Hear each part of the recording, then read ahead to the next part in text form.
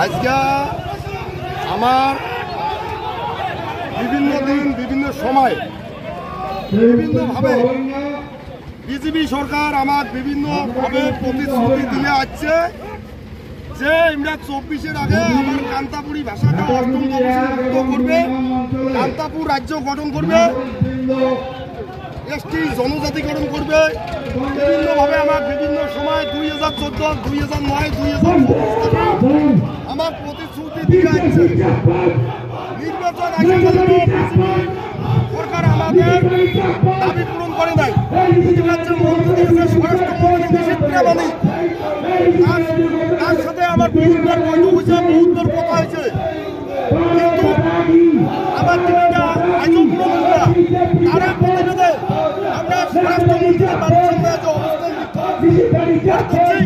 বিভিন্ন জায়গায় আমার কর্মীদের নিষিদ্ধা মানিকের ভূমিকা দেখা করছে। আমাদের কান্তাপুর কংগ্রেসের পার্টির দলীয় বিলাক বিভিন্ন জায়গায় গাড়ি দিচ্ছে, আমার যে মাইক তাও গাড়ি দিচ্ছে, আমার ঝান্ডা বিলাক গাড়ি দেওয়া মানে আমার সমাজ অপমান করা।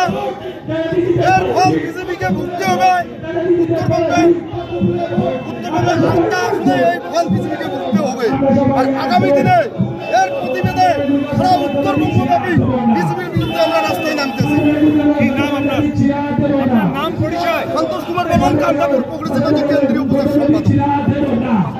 আপনারা ভালোভাবেই জানেন যে দীর্ঘদিন থেকে তৃণমূল চক্রান্ত করে পরিকল্পিতভাবে শান্ত ভেটাগুড়িকে অশান্ত করার যে একটা পরিকল্পনা তারা দীর্ঘদিন থেকে করে আসছে। এ নিয়ে আমরা পুলিশ প্রশাসনকে বারবার লিখিতভাবে অভিযোগ জানিয়েছি, তারপরেও তারা কিন্তু কোনো হেলদোল করে নাই। আজকে হঠাৎ করে শুনতে পেলাম যে তৃণমূলের মদতে ভেটাগুড়ি রাজপথে কোনো একটা বহিরাগত সংগঠন এসে ভেটাগুড়িতে নিষিদ্ধ প্রামাণিকের বাড়িতে তারা ঘেরাও করবে। আমাদের কথা হচ্ছে গণতান্ত্রিক পদ্ধতিতে আন্দোলন করার, প্রতিবাদ জানার অধিকার সবাই আছে, কিন্তু সেটার প্রতিবাদের পদ্ধতি আছে। আমরা আন্দোলন করব, আমরা অভিযোগ জানাবো, সেটার জায়গা আছে। আমাদের ডিএম অফিস আছে, এসডিও অফিস আছে, আমরা পার্লামেন্ট আছে, স্বরাষ্ট্র দপ্তর আছে, তার কাছে আমরা লিখিত অনুমতি চাবো। এটাই তো গণতান্ত্রিক পদ্ধতি। সেটা না করে বহিরাগত কোনো মানুষজন এসে ভেটাগুড়ির শান্ত পরিবেশকে অশান্ত করার পরিকল্পনা, তারই প্রতিবাদ জানিয়ে আমরা ভেটাগুড়ির রাজপথে ভিক্ষার মিছিল এবং প্রতিবাদ সভা আমরা করতে চলছি।